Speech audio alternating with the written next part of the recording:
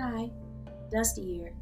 Some people know me as, he calls me his child online, but my name is Dusty Rose. Hello! So, to be honest, I'm a little surprised I've gotten some new subscribers lately. I don't do very much with this channel. Sometimes I tear apart my oldest fanfictions, but the thing I've been doing the most lately is reading books. Just reading books out loud. So I thought it would be worthwhile to explain why I've picked the books that I've picked so far and which books I'm planning on getting into in the future. And also a note about why it takes me so long to upload in between chapters. So I first started doing this because I had a friend who I wanted to read some books to who was not geographically close to me. And I chose two books I thought would be of interest: Dumbing Us Down by John Taylor Gatto and The Weight of Glory by C.S. Lewis. Now, Dumbing Us Down is also a book that I think most people should be reading. In fact, John Taylor Gatto's work is something that most people, at least in the US, should be reading. I don't know if it's as relevant outside the US, but it's certainly relevant within the US. And so since I thought it was that important, I figured I should go to the effort of reading it aloud. Because it's so easy to recommend a book to somebody and say, hey, you should read this. You should spend the effort to put this in your head. I think you should. So you should. They're super easy, right? Doesn't cost me anything. I've already done it. But how about I take that recommendation one step further? I think you should listen to this so much that I spent the effort to read it out loud again. So that way, my friends who I wanted to recommend this to would have a friendly face and voice attached to it. Plus, I've been told I have a good reading voice.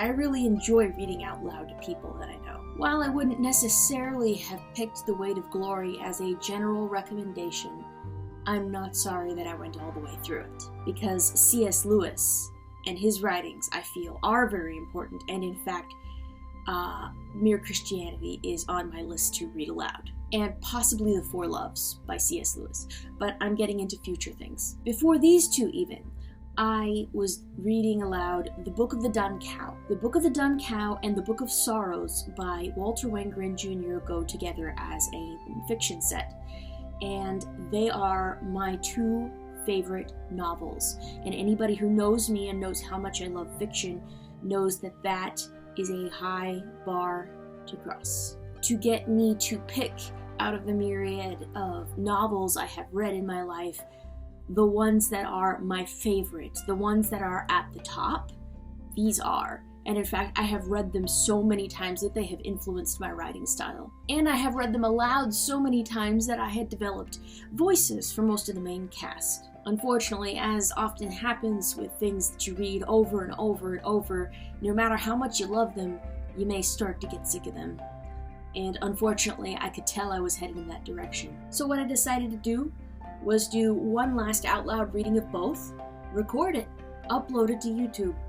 Anytime somebody wanted me to read it to them, then I could share with them the playlist, because it was starting to get old for me, as much as I love these books. I have finished The Book of the Dun Cow out loud. I am still in the beginning stages of reading The Book of Sorrows as a dramatic reading with voices for most of the characters. So that's The Book of the Dun Cow, that was Dumbing Us Down, that was The Weight of Glory. Divorce and Remarriage in the Church by David and Stone Brewer might seem like a really odd pick, especially because I got married recently. But I read this book because it is about so much more than just divorce and remarriage in the church, although that is its central focus. I was raised in the church, but even so, there were several things I didn't understand and haven't been able to understand. My head's wired a bit differently, so I had a lot of questions I couldn't really voice or didn't really voice about why God did certain things or why the Bible says certain things are okay and aren't okay.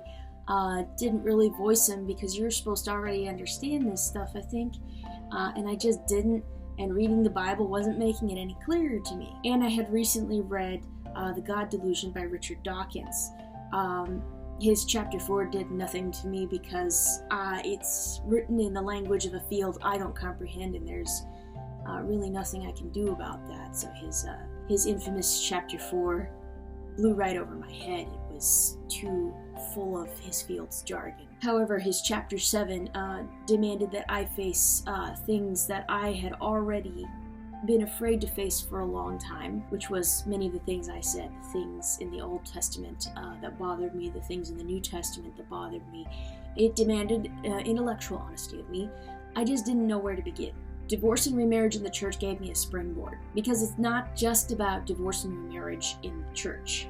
David and Stone Brewer has read through so many of the Jewish documents, not just biblical documents, but historical documents, divorce and marriage documents, documents about the ceremonies of the time, cultural artifacts. He's been through all of that to understand the period, the time period.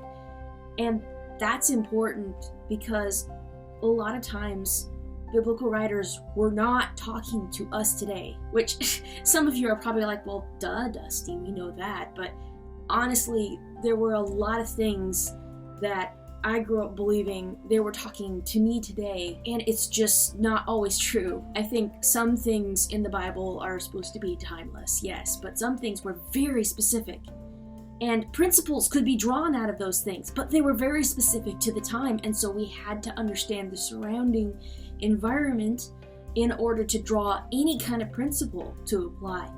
And this book does that for this topic. And for the first time, I started to understand. I didn't understand as much as I thought I did. And it gave me enough understanding to go, hey, this is the sort of direction I need to go if I want to understand why these things in the Bible are like this. This is all ad-libbed and not scripted, so I sound really awkward, I know. But so I found this book important enough to read. This book gave me hope that maybe I can understand situations that really troubled me before. Now, as I am almost done with divorce and remarriage in the church and in the beginning stages of the Book of Sorrows, once I'm done with divorce and remarriage in the church, have 3 books on deck that I'm either strongly considering or committed to reading out loud at this point. And those 3 books are Weapons of Mass Instruction by John Taylor Gatto.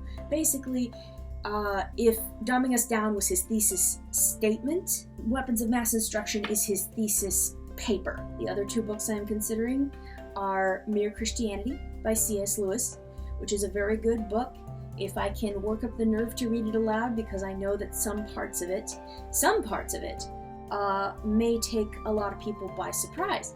Some parts of it are going to really make some people angry, and I know that. So I have to work the nerve to read it aloud, but I'm pretty sure I'm going to. I'm also strongly considering reading The Four Loves by C.S. Lewis, because it was very good and pretty eye-opening to me also to categorize the way humans relate to each other the way he did. Now, I do this for fun. I do this for free. I have to be careful, I think, what books I pick. I feel like after reading John Taylor Gatto, I'm pretty sure he would be happy however his information got out. C.S. Lewis, I'm not 100% sure, but I would get a similar feeling. I don't know how Walter Wangerin Jr. would feel about the dramatic readings I'm doing. I hope I do not offend him or make him angry if he ever hears about this. I hope it would be entertaining, but truth be told, if any of the authors still living or publishers contacted me and asked me to take these videos down, I would have to do that. I'm not earning any money off of these.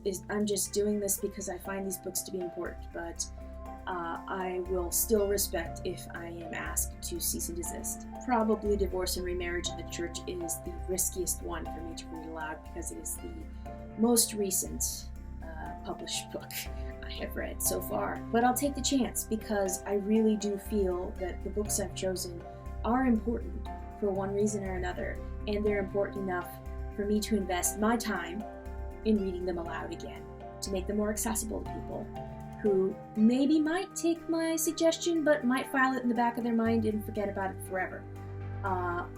This is me staking a little bit more on my recommendation. As to why it takes me a fairly long time to upload, I like to do a lot of things. I am what you call a jack of all trades. I write fan fiction, I paint, I do a lot of arts and crafts. I'm involved in trying to restore this house. I take martial arts classes a couple nights a week, and I have a couple of small home groups I'm involved in. Also, there's a whole bunch of stuff I just want to read by myself because I'm actually a speed reader, so reading aloud like this slows me way down. So sometimes I will get wrapped up in some other project and completely forget that I'm also reading books aloud on YouTube, which is a very small portion of what I do. I am pleasantly surprised by the fact that there have been a few extra people subscribing to me lately because I'm not putting very much into this. But it has also reminded me that, hey, this is here and I should get back to doing this. So thank you and welcome to the channel, and I look forward to reading to you. If you're enjoying this, thank you for dropping by, and I'll see you around. I'm Dusty Rose, or he calls me his child, or child as you may call me, and have a great day.